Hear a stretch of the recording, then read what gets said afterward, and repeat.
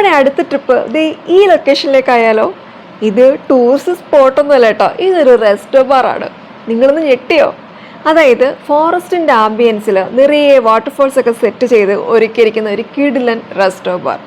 ഇനി നിങ്ങൾ സീരിയസ് ആയിട്ട് ഞെട്ടാൻ പോണേ ഉള്ളൂ. ഇത് നമ്മുടെ എറണാകുളത്താണ്. സൺസെറ്റിന് ശേഷമാണ് നിങ്ങൾ ഇവിടെ വരുന്നതെങ്കിൽ ഇവിടുത്തെ ആംബിയൻസ് ഫുൾ ഡെപ്തിൽ നിങ്ങൾക്ക് എൻജോയ് ചെയ്യാം.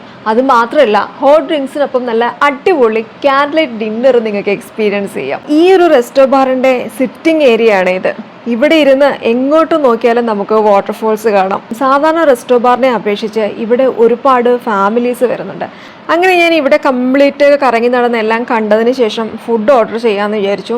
അപ്പോൾ ഇവിടുത്തെ ഫുഡ് നല്ല ഡെലീഷ്യസ് യമ്മി ഫുഡാണ്.